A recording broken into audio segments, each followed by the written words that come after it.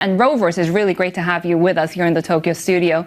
Thank you very much for having me today. So we have actually seen a little bit of difficulties in your previous lunar landing. So give us an update on where you're at for your mission in 2028.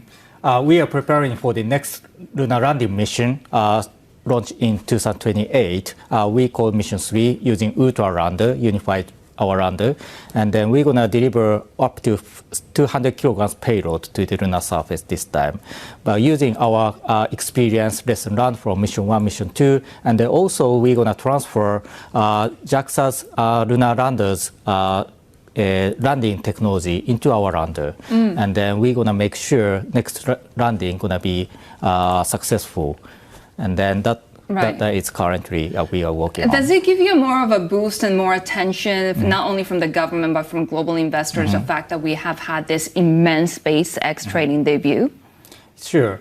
So we are working on the lunar transportation, but it's not the beginning, and then thanks to the recent announcement by the NASA's ignition new plan, NASA wants to increase the cadence of the landing on the moon, and then essentially they want to build lunar base. So there is a potential big demand for the lunar transportation and then lunar business, and then that is what we want to capture in the near future. The latest that we heard this week, your new lunar transportation service will be launching using the payload space of Starship. Give us an update. Sure. We have Ultra Lander by ourselves. However, we are now contracting with SpaceX using Starship Opportunity.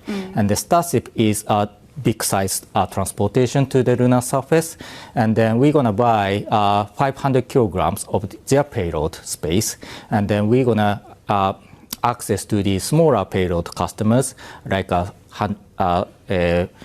50 kilograms or the several hundred kilograms payload, and then integrate that payload to our mobile cargo system, and then transport to the moon, and then after the landing, we're going to support the deployment or the transportation to the other area, and then support the operation.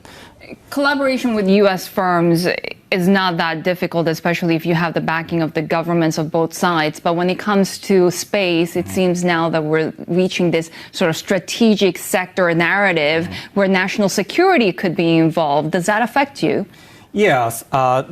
Speaking of the national security, our current major interest is how to protect the satellite or the space system around the Earth. However, we are entering the era, we are going to the moon, and the many satellite or the spacecraft going to be cruising between the Earth and the moon, and we maybe need to prepare for the threat from the outside the Earth orbit. What are the critical components in trying to really be more defensive when it comes to national security capabilities in space?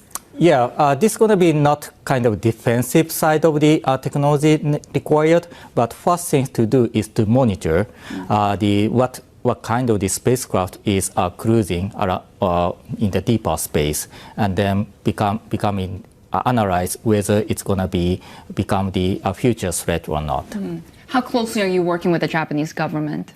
Well, we are working closely with Japanese government. We have two significant support from the government.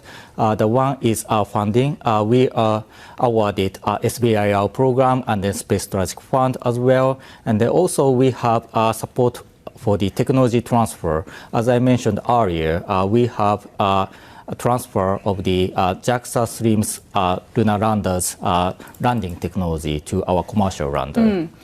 When we think about Japan, we think about its manufacturing prowess, engineering prowess as well.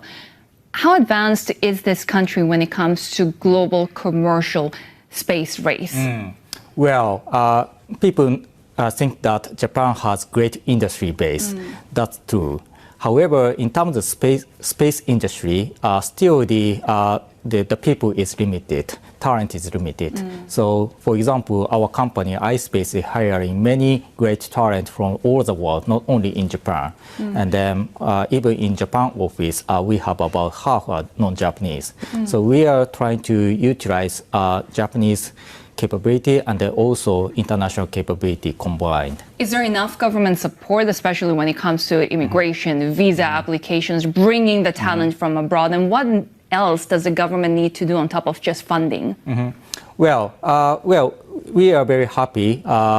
The current situation already we have many international people inviting to Japan, and then so we are very grateful. Government is open the door for that initiative. And what about education and building up the pipeline of talent? Well, so we are working on the lunar business right now. However, we need to educate next generation.